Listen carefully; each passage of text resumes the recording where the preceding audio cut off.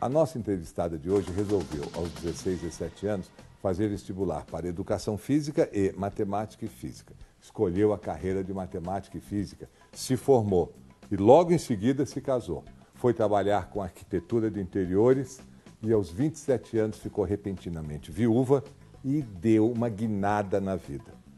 Beth Murad, como é que você se forma em Matemática e Física, se torna arquiteta de interiores? Como é que foi esse começo na sua vida?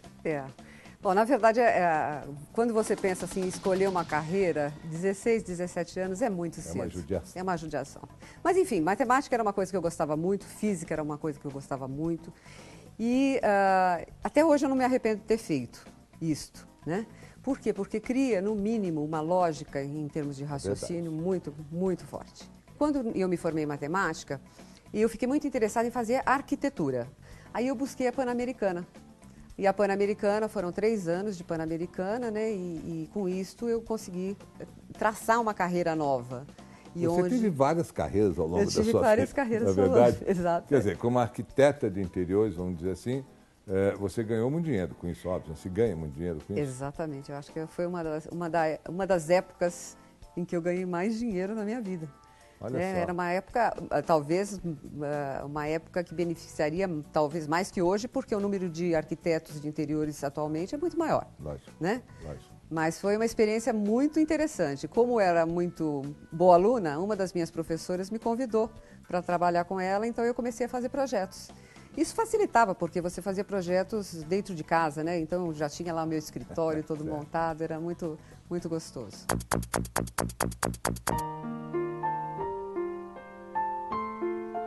De repente, a gente perde uma pessoa muito rapidamente, né? Foram 2 meses somente que entre a descoberta e a morte, né? Certo. Isso foi muito, muito, exatamente.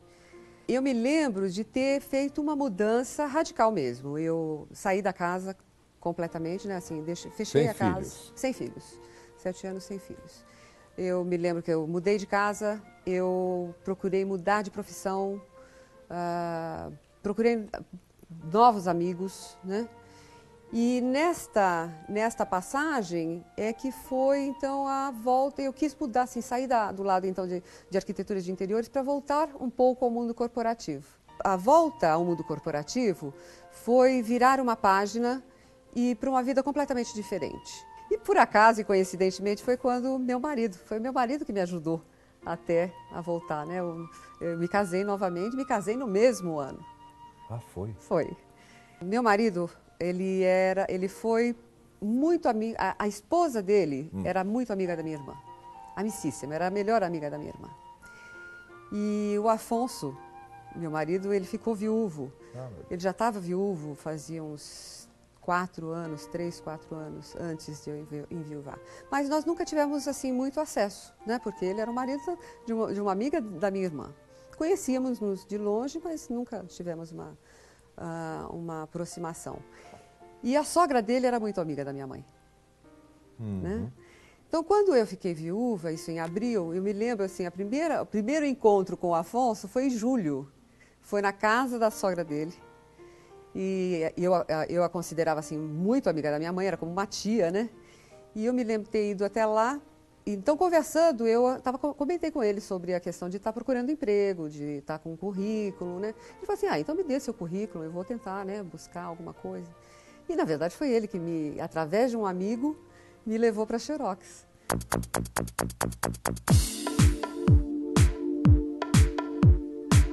Eu estava num processo, então, seletivo para uma vaga temporária na Xerox e estava num processo que era para uma coordenação de um laboratório, já pela minha formação, né, anterior, no Hospital do Coração. E por que você escolheu a Xerox? O ambiente da Xerox era maravilhoso. Era uma coisa assim, acho que até hoje é uma empresa que eu admiro muito, muito. Mas, naquele momento, era uma empresa que é como se tivesse me acolhido. Eu acho que essa palavra é correta, né? Acolheu e, na oportunidade, eu fui contratada, assim, eu acho que me dediquei tanto nesse período que em janeiro do ano seguinte eu tinha sido contratada, efetivada.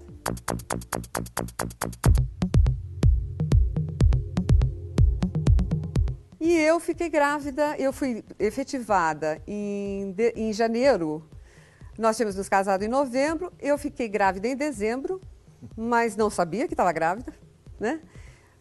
Fui efetivada em janeiro, na Xerox, e ao descobrir que eu estava grávida, foi uma gravidez de risco. Então eu fui direto para a cama. Tinha acabado de ser na efetivada Xerox. na Xerox. Pois é. E foi direto. Ricardo, foi uma época muito aflitiva. Eu me lembro A gerente assim, de recursos humanos, eu acho que não gostou muito disso. Não, a Xerox não gostou muito disso. Mas mais do que isso, eu pessoalmente acho que tenho um bom senso além do normal. E a preocupação foi muito minha, né? Em que sentido? Uma pessoa que acaba de entrar, o que é normal as pessoas pensarem? Fez de propósito. Deu golpe, né? Deu golpe, deu golpe. É verdade. E imediatamente para a cama. Eu fiquei 4 meses na cama. Então, o Vinícius, ele nasceu de 6 meses. Mas também, como eu sou extremamente assim, objetiva e tenho iniciativa e imaginava que as pessoas estariam até programando, programando, falando assim, olha, você não demite uma pessoa ou na época de gravidez ou na sua licença maternidade. O que eu fiz? O Vinícius ficou no hospital 2 meses, né? Porque ele era tão prematuro, minúsculo. né? Ele media 37 centímetros, pesava 1 quilo ao nascer. E nesse tempo, eu procurei a Xerox, fui procurar meu chefe e falei com ele, né? Eu falei assim, olha, aconteceu, não era uma coisa esperada, não foi uma coisa proposital. No entanto, se vocês estiverem programando uma demissão, me avise agora. Porque nesse tempo em que ele está no hospital, eu tenho como me realocar, né? Lógico. Eu tenho como procurar, não é um momento onde eu estou cuidando da criança. E eu acho que foi esse um ponto também crucial Da Xerox querer. para a Xerox ficar comigo. Eu acho que foi um ponto, se eu não tivesse feito isso, eu acho que eu teria sido mandada embora.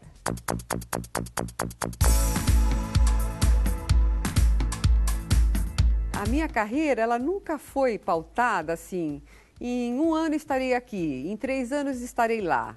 Eu trabalhava para estar lá, mas não com aquele objetivo assim, tem que ser. Porque eu sabia que se não fosse, eu estaria sofrendo também.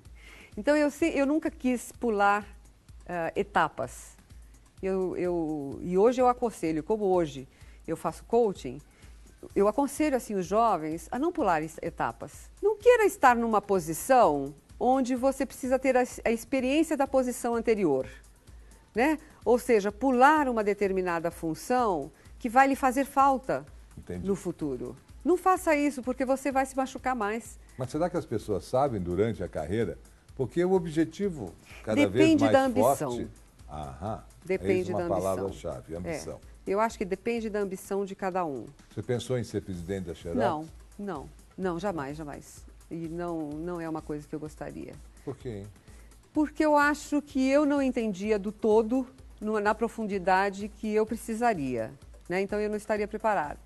E eu acho também que tiraria pedaços da minha vida que eu não gostaria. Mas como gerente, depois diretora de recursos humanos, você trabalhava quantas horas por dia na empresa ou para a empresa? Muitas horas, de 12 a 14 horas por dia. Que louco. É louco, mas hoje é a vida assim. E trabalhava com prazer. Isso não significa que hoje, fazendo o que eu gosto, eu não trabalhe menos que isso. Não, com certeza. Né? Mas você está trabalhando para você agora. Para mim. O convívio familiar tinha seus prejuízos, imagino. E essa foi a razão de eu sair da empresa. Foi? Né? Foi a razão de eu sair da empresa. Ao chegar, a primeira coisa que eu fiz foi ir direto à sala do presidente. Né? Eu cheguei para ele e falei assim, olha, eu tomei uma decisão de vida. Eu falei assim, eu vou sair da Xerox.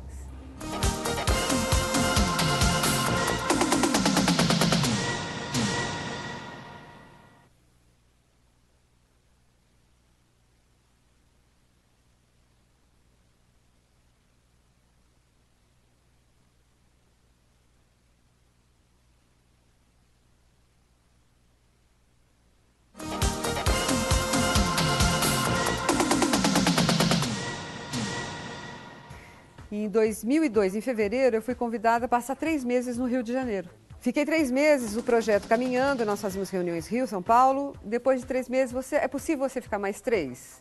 Claro que é possível. Mas, você estava gostando, estava aprendendo, estava crescendo. E aqui estava tudo bem. E aqui tudo bem. Tudo caminhando bem. Eu fiquei mais 3 meses e ao final, quase chegando ao 5º mês, eu cheguei para minha chefe e perguntei para ela o seguinte, eu falei assim, escuta, eu vou voltar para São Paulo? E ela me falou assim, o que você acha? Eu não obtive, eu nem respondi, nem obtive resposta. Mas liguei para o Afonso, né, e falei para ele, falei assim, olha, eu acho que eu não volto mais.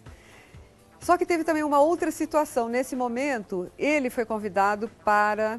A Pirelli tinha feito em conjunto, né, eles estavam com a TIM, e a TIM solicitou alguns executivos da Pirelli para fazer a startup da Pirelli no Rio. E ele era uma das pessoas.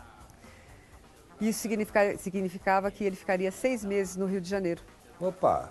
Comigo. Maravilha. Sopa no mel, né? Por um lado. Mas por outro lado, e como ficam principalmente os meninos? Porque nesse momento a Jamila já era uma moça. Garota, já era uma moça. Né? Já tinha o seu trabalho, seus estágios, já estava na faculdade. Mas eu estava com um dos meninos com 15 e o outro com 18. O pai e a mãe fora da casa, isso é... É problema. Muito problema, muito problema. Bom, então reunião de família, junta todos os filhos, o pai. Vamos fazer o quê? Né? Temos que arrumar um saída, plano B. né? Nós temos que ter um plano B. E foram os próprios meninos que trouxeram a solução.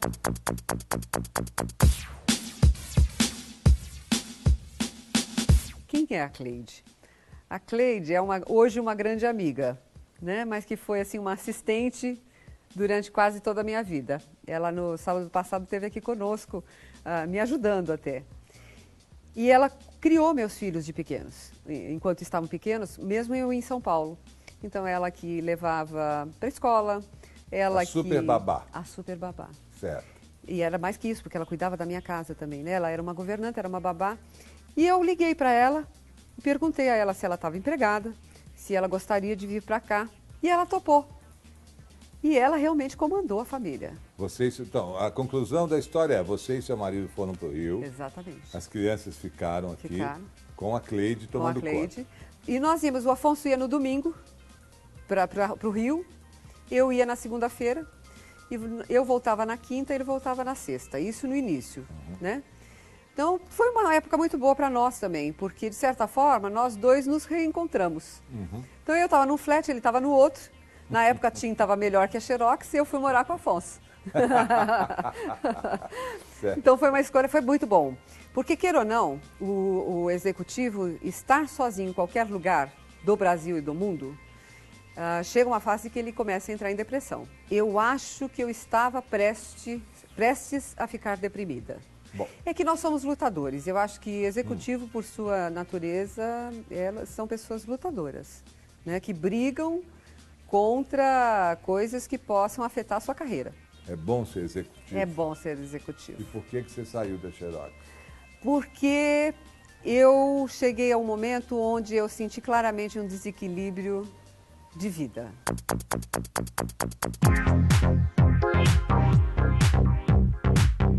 Numa quinta-feira, eu estava umas 10 horas da noite na empresa.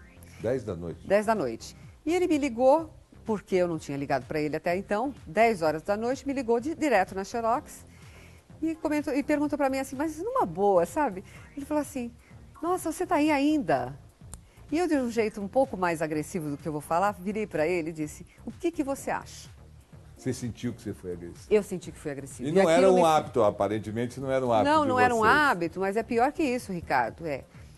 Para mim foi muito grave, porque assim, como você pode ser agressiva com uma pessoa que está preocupada com você? Lógico. Que gosta de você, que só está ligando para saber se você está bem e você é agressivo. Eu fui para casa e eu chorei muito. É claro, cheguei em casa, liguei para ele, pedi desculpas. Olha, estou chegando em casa, desculpe pelo que eu fiz. Chorei a noite inteira e aquela foi a minha queda de ficha. A corporação estava sendo mais importante do que... Eu tinha já uma certa clareza em termos de prioridade. E o Afonso também tinha. Aí, nesse momento, nesse fim de semana, justamente era uma quinta-feira, sexta-feira eu vim para casa, foi reunião de família de novo. Preciso tomar uma decisão, porque está passando na minha cabeça, mas é uma decisão que a gente precisa tomar, uma decisão em família, porque gera impactos em todos, não é só a mim. Então, assim, olha, isto tem que mudar, vocês estão preparados? Por quê? Eles disseram, nós estamos, porque a sua decisão é o que vale.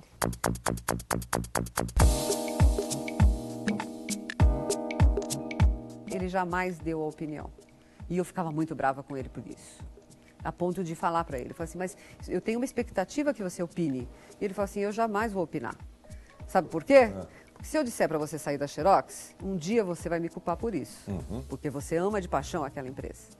Se eu disser para você não sair, um dia você vai me culpar por isso. Porque você vai me dizer que você está sendo obrigada a trabalhar na Xerox. Então eu acho que foi totalmente, eu acho que ele é sábio. Eu acho que ele é um sábio, porque é isso mesmo que ia acontecer. E na verdade eu mesma tive que tomar a decisão. Então em outubro eu tomei a minha decisão. A volta eu me lembro assim, que foi numa segunda-feira, ao chegar, eu já tinha tomado a decisão no final de semana. Ao chegar, a primeira coisa que eu fiz foi ir direto à sala do presidente, né? Eu cheguei para ele e falei assim, olha, eu tomei uma decisão de vida. Eu falei assim, eu vou sair da Xerox. E eu estou te avisando sobre isso e eu tenho o tempo necessário para que nós possamos, assim, terminar os projetos que a gente esteja em andamento e ficar até o momento que vocês precisarem. Ok. Tomada a decisão, comunicada a decisão, saiu da sala dele, fechou a porta atrás, sentiu o quê? Um alívio. É.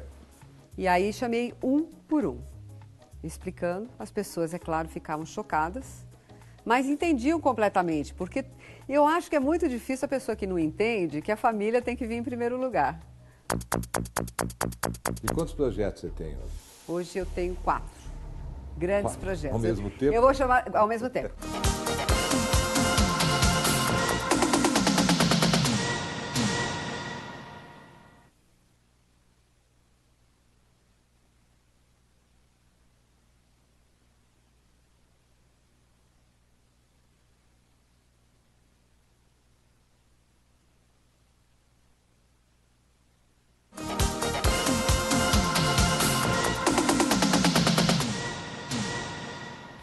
E agora retomo os contatos.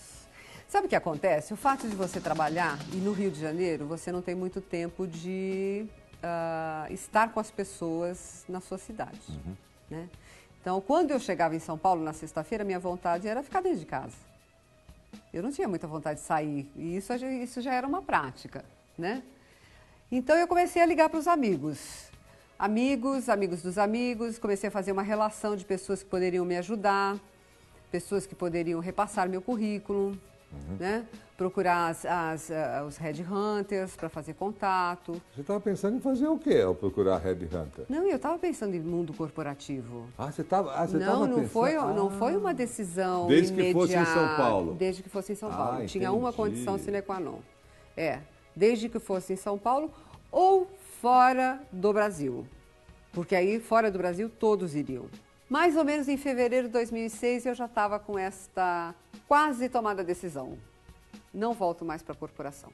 Por que quase, Beth? Porque ainda tinha que... Ainda se aparecesse alguma coisa, ainda, sabe, dava uma coceirinha. Medo? Não, medo não. Medo não. Eu acho que aí tratava-se, talvez, de uma segurança maior. Por outro lado, muito rapidamente também eu aprendi o seguinte, a partir do momento que você se torna consultor, você muda efetivamente de forma de pensar financeiramente. Você não pensa mais em mês, você pensa em ano.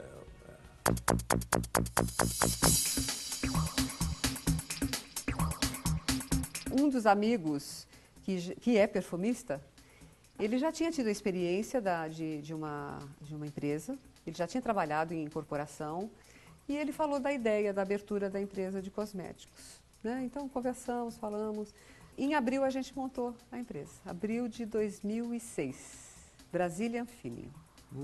Brazilian Feeling. Com um intuito muito claro, um objetivo muito claro. Como nós estamos num segmento, num posicionamento semi-premium, nós competiríamos com Natura e Avon. Sim. E nós não teríamos cacife e não teríamos know-how para fazer essa competição. Então, nós entramos com o objetivo exclusivamente de exportação. A gente exporta hoje para a Arábia Saudita, Emirados Árabes, China e Rússia. E nós temos 6 produtos com fragrâncias diferentes nesta mesma linha. O diferencial do produto, primeiro, é a questão da fragrância, né? Então, são fragrâncias importadas. O Márcio é um especialista no ramo. E um dos detalhes dessa linha é que isto aqui é folhado a ouro. Olha. E isto você pode tirar e usa no seu pingente. Que bacana.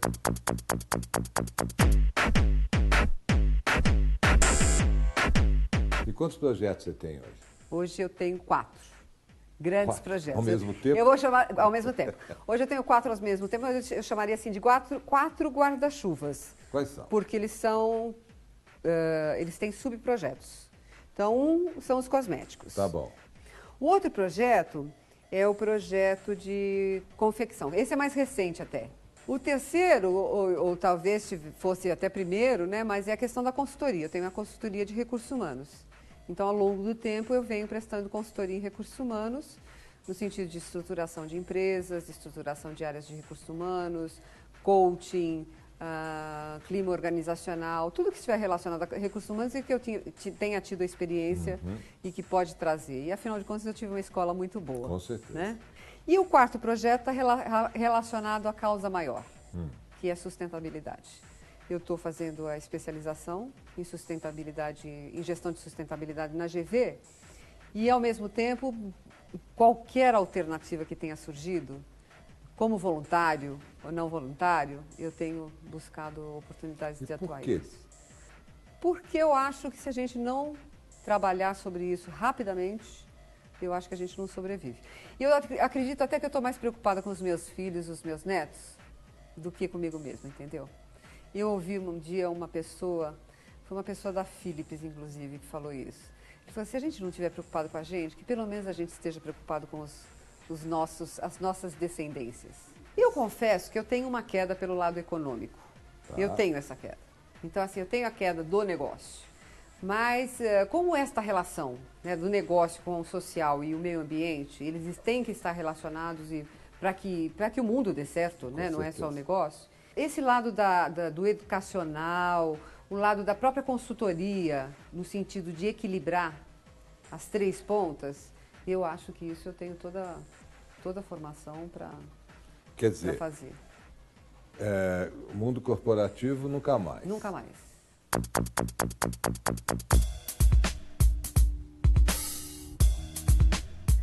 Olha, sucesso eu acho que é o conjunto, é a conciliação de você realizar o produto-trabalho, mas ter a oportunidade de seus outros valores serem realizados também, como dar conta da família, como ser íntegro, né? Eu acho que sucesso é muito essa relação de felicidade. Eu acho que assim, sucesso você só tem quando você é feliz.